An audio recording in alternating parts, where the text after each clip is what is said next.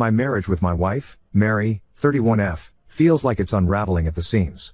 I just have so much anger, disgust and resentment inside me to the point that regular everyday living feels impossible. I want to scream all the time and it feels like I'll never be my carefree self again. Yes, I'm in therapy and have told my wife I really think we need couples/marriage counseling too. She's thinking about it. This is long, so if you can be bothered to read it, buckle in. TLDR below. My best friend, Ben, was my ride or die. We met when we were 5 and were inseparable since then. We were there for each other during all of life's big moments and turns. His place turned into my second home when my parents went through their explosive divorce when I was 11. I was there for him and mourned with him when his younger sister died of cancer when we were 15 and she was only 10. You name it, we worked through it.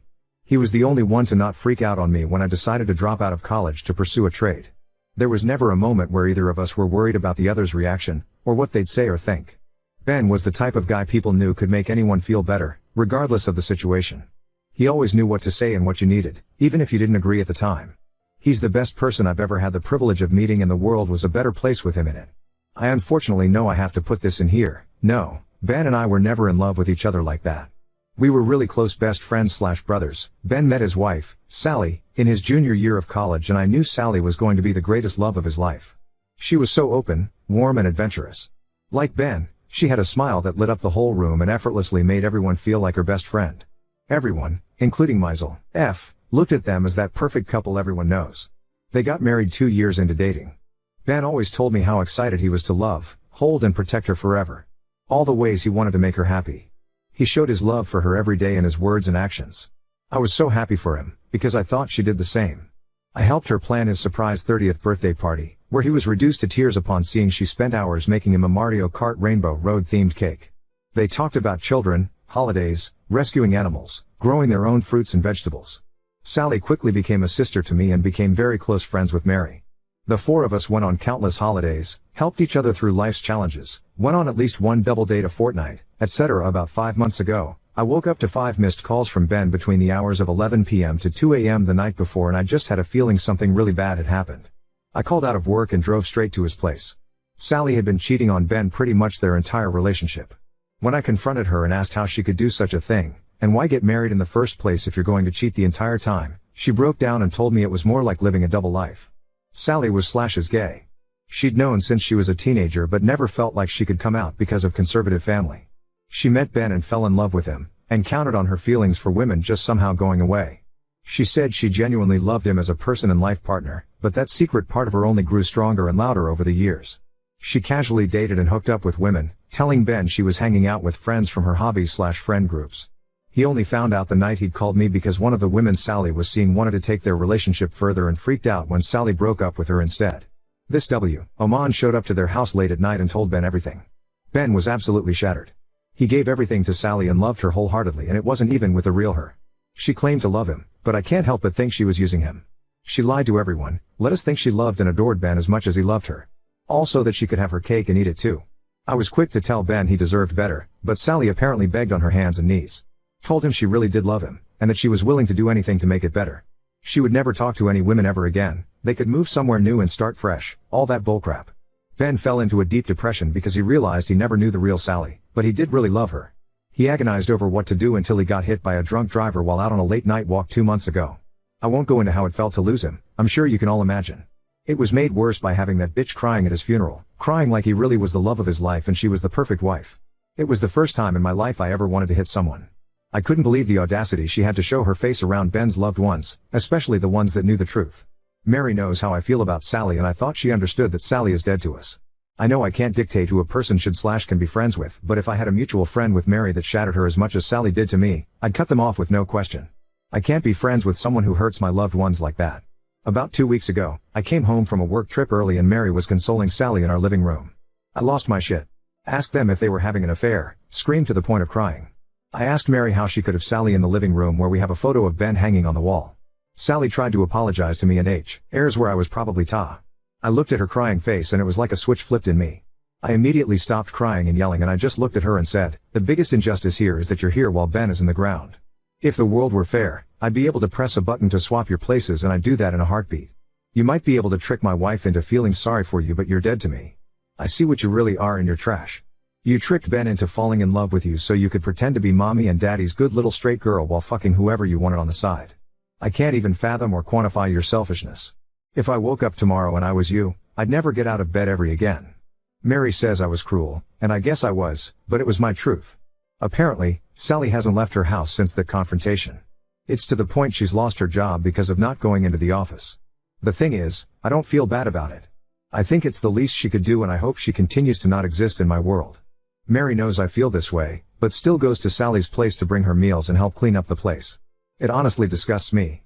We've had many explosive arguments about it, and for the first time in our marriage, I feel like we might not recover from this. We both feel like we've seen a new side to each other and we don't know if we'll be able to move past it. I write this here because we've kept this situation to ourselves. Other people in our lives know something is up, but have been too afraid to ask. Update 1. A further thank you to people who reached out to me and shared their experiences losing a best friend. I'm sorry you guys lost your best friends too. It's like a sledgehammer to the chest that won't dislodge itself. On to the update. It's only been a week, but it's felt like forever. Mary couldn't handle the fights and disagreements anymore and packed her bags day after my post. I knew this was probably for the best and didn't have it in me to argue or fight for her to stay. I just asked, "Are you going to Sally?" To which she just sighed and shook her head at me before leaving. Her eyes had nothing but exhaustion and disdain inside, and to be fair, I'm sure mine were the same. The town I live in isn't that big, so I've had a few friends reach out to me that they saw Mary at Sally's place, or that the two were seen grocery shopping together. I wake up every day to an empty house, knowing Mary is at Sally's. Looking after her. Asking if she's okay. Cooking her meals. Cleaning her house. She hasn't called or texted me at all, other than to answer my call last night with, "I'm not going to talk to you until you apologize to Sally." And hanging up when I try to explain myself. I know I'd be lying if I said I felt bad for what I said to Sally at all.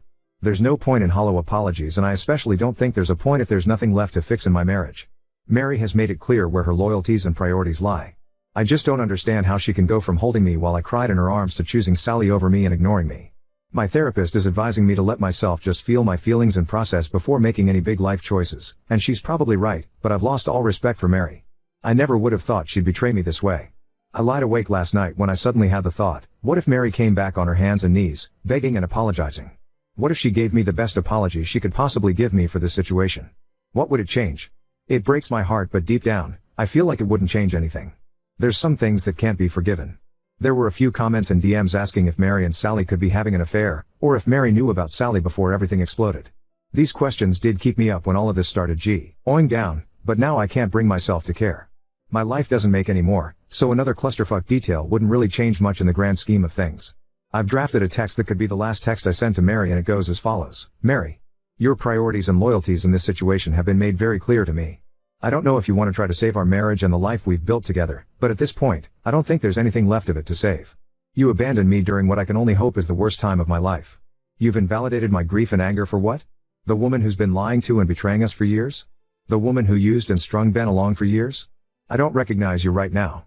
It's like I went to bed in a world that made sense one night and woke up in a nightmare. I think the only way forward here is for us to get lawyers and communicate through lawyers. I will not be leaving my house. If you want to collect your things, please let relative know so I can arrange that with them. I can't believe this is happening. I never thought this would be what we've become, but choices have been made. I've been reading and redrafting this message over and over again for hours. Sometimes, it breaks my heart, and other times, it's like I'm an outsider watching myself in a bad movie.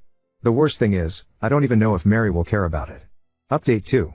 I've had a few people ask in comments and DMs about what I said to Mary in our arguments to make her leave. I didn't put that in here originally because we were honestly just going in circles again and again.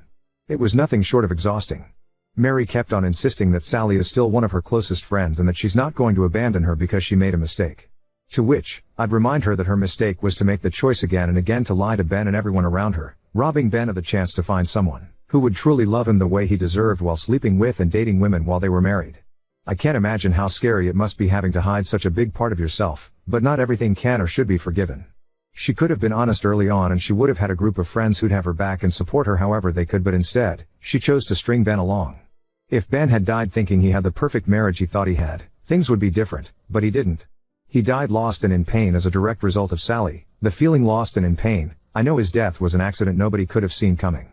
Mary thinks and claims I'm a callous fuck, and I think she should have higher moral standards for her friends. Now story 2. Fiancé went completely insane and got a secret face tattoo, blocking my number and ghosting me when confronted about it. I am honestly stunned right now. My fiancée Kim, I have just learned, is completely insane. She took some days off work this week sick and avoided seeing most people in person. She claimed she was feeling sick and just wanted to stay home alone. She has never given me any indication that she would lie about this in the 6 years we've been together. No one in her family had any worries because she was a stable individual who would never do anything crazy. She got a face tattoo. She took 3 sick days from work to recover from the fact that she got a face tattoo. She told no one of this plan beforehand. I have never in our time together been talked to about tattoos by Kim. She showed no indication that she was even interested in getting any. I was not even the first to learn. Her sister visited her because she got worried after Kim canceled meeting with her for lunch on her 3rd day sick and got the grand reveal. She didn't tell anyone beforehand because she didn't want to be talked out of it and hit the results because the swelling and redness were so bad that W.E. would react badly and not be able to understand the artistic meaning. Kim is Asian American. She got Japanese symbols going down her forehead and under her eye. I don't know the meaning of them. I don't really know if I care to know the meaning of them. Kim's parents are Japanese immigrants.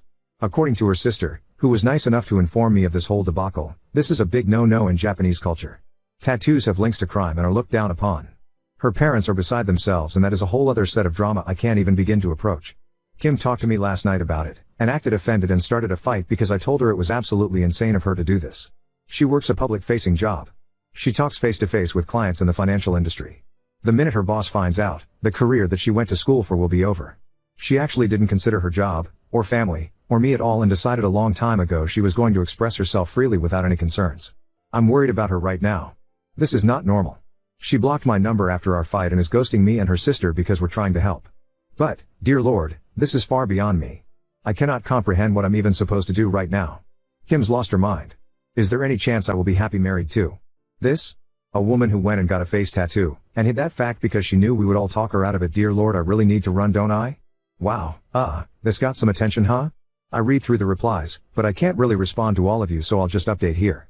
The engagement is pretty much off. Kim has told me she never wants to see me again, and I woke up this morning with her ring and a box of stuff I gave her on my porch. I don't know what's going on with her.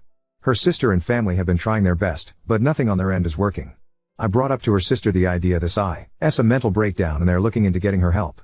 It's painfully slow, considering Kim is not responding to anything and is refusing to talk to anyone. I really don't know what to say here, I guess. To answer some questions, Kim is 29, and I'm 28. In the 7 years I've known her, she has never acted like this at all. She had a good relationship with her parents, and while they were a bit overbearing at times, they supported her in going to college and getting a career rather than starting a family. From what I've gathered, they probably would have been fine with any tattoo she got as long as it was not on her face, neck, or hands. Even then, this kind of behavior is as far from Kim as I could have imagined.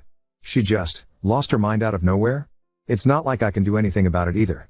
She's blocked my number and does not want to see me. I'm just at a loss for words. One day I'm engaged, and the net I'm not, and my ex has a face tattoo. Update 1. About 9 months ago, my ex-fiancée Kim got a face tattoo without telling anyone.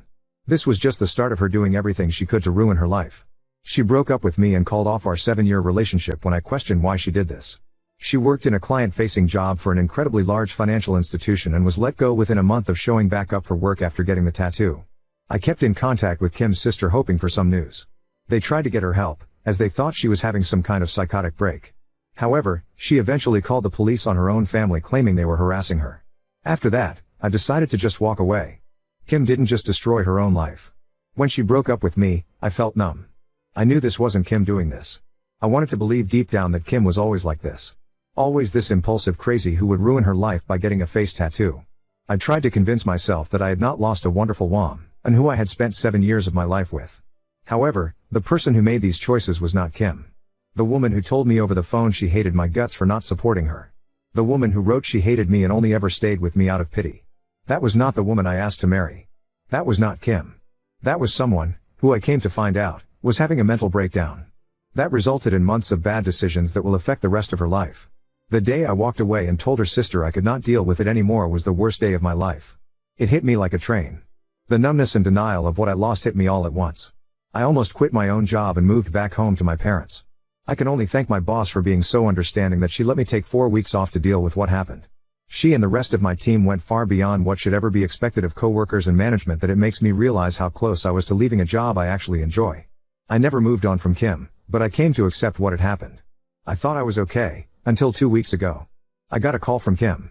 She had blocked my number, and done everything she could to remove me from her life. My mind just blanked when I saw it was her calling. I picked up, And it was actually her. We didn't talk, I did not know what to say to her. We decided she would come over to my place, and we talked. The tattoo is still there, but she's covering it up now with makeup. She says when she has the funds she's going to look into getting it removed if possible. She had lost a lot of weight since I last saw her. She's not been able to find a new job, she'll probably need to move to a new city for that. She wasn't the Kim I had fallen in love with. She was like a shell of her, something just wasn't there anymore that used to be. Kim told me what had happened. The year leading up to the tattoo was awful for her. The stress of everything seemed to pile up more and more. I'll respect her, and keep much of what she told me secret. However, the thing that is important is that she secretly started doing methamphetamines to keep her performance up at work and to deal with everything. And one day, she just out of nowhere decided she hated everything about her life. She explained why at the time she wanted the tattoo. It doesn't really make much sense, but a lot of what she was thinking at the time didn't. And from there, she just lost control of everything. I won't talk about what happened after she disappeared, but it is not pretty. There are things she did that will follow her for the rest of her life. It explained a lot, but it did not make things any better. We talked for nearly the entire night. She didn't leave my place till almost 4 a.m. Since then, she said that she wants to try and get back together with me. She admitted she knows things cannot be the same. Yet, she wants to try. I haven't talked to anyone about what I'm about to say yet. I've held off on talking to Kim about it because it feels selfish. But, there's something about the way Kim acts about the way it affected my life that irks me. When we talked that night, she said that I was lucky she cut me off. I was lucky I didn't get put through any of this. I was lucky that my crazy ex wasn't at my door screaming or showing up to my work and causing a scene. She acts like my life wasn't affected at all. I told her what happened after she left. How much it hurt, how I almost quit my job and moves across the country. Her response was dismissive. Like because I didn't go through with it I don't get to complain. She acted like because I was not the one with the tattoo on her face, I don't get to act like it had long-lasting effects on me. She didn't even apologize for the explicit and hateful note she left with my things when she returned them. Or for the phone call where she called me a manipulative selfish asshole who only wanted her for her body. Or even just for breaking up with me. She knows she was wrong to do it, but it's almost as if she's acting like because she had a breakdown, I can't hold her accountable for what she did to me because it wasn't long-lasting. I texted her last night, saying how hard it was for me when she left. She ignored it entirely and tried to move on. No acknowledgement at all. I don't know why, but it hurt me. It hurt me so much. I feel like I did back when all those emotions finally hit me after she left. I wish she had just never come back into my life now. I wish I didn't know what happened. I wish I hadn't picked up the call. Because it hurts. But, a part of me feels like I'm being selfish or complaining too much. That I don't get to feel this way, because I'm not the one who had the mental breakdown. Update 2. I learned yesterday that my ex, Kim, died of a drug overdose Sunday. I'm still processing the news I guess. We broke up 2 years ago after Kim got a face tattoo out of nowhere. I have some other posts on this account about that if you want the full story. Kim reappeared in my life about a year ago after breaking up with me and essentially becoming a ghost. She wanted to get back together with me, and I stupidly considered it and let her get the foot in the door. She claimed she was clean but she wasn't. It was obvious she was still using meth, and my guess is she was still using fentanyl. After I finally declined to get back together with her she slashed my tires after causing a scene at my office. Luckily she's been out of my life for 6-ish months now after some cop put the fear of God in her after she broke the restraining order. I've not heard much about Kim since then, thankfully. Last I heard she was wanted on a warrant and was hiding low across state lines. Yesterday, though, Kim's sister called me to let me know she was found dead Sunday morning. She wanted me to hear it from her instead of through the grapevine. I appreciate it, despite everything Kim's family have been nothing but kind to me. Kim's parents are quietly cremating her and there won't be any ceremony. Seems that stealing and abusing her family since she started doing meth has made them just as detached about her as me. Or, maybe they've already mourned the loss of their daughter long ago, and now is just the end of whatever remained. Right now, I don't know how to feel. I feel like I should be sad. I knew Kim for 7 years, I was with her for 6. I was engaged to her. I lost my virginity to her. She was the first person I truly loved. I used to sit up with her and talk about the family I wanted to have. I wanted Kim to be the mother to my kids. Sat up with me as I cried when I heard the news of my mother's death. At one point in my life, she was the most important thing in the world to me. And I don't feel anything. When Kim left me, I was devastated. When she came back into my life, she made me feel a combination of emotions I can't even describe. And now, hearing the news that she's dead, I don't feel anything. I don't feel numb, I'm not in shock. I just am lacking any emotion towards this event at all. I feel like I should feel something. Right? I still miss Kim. Not the Kim that died Sunday. Not the Kim that stalked me. But the Kim I met. The Kim I fell in love with. The Kim that died when she started to do meth. I still feel sad when I think about her. But, knowing this other Kim is dead, just makes me feel nothing.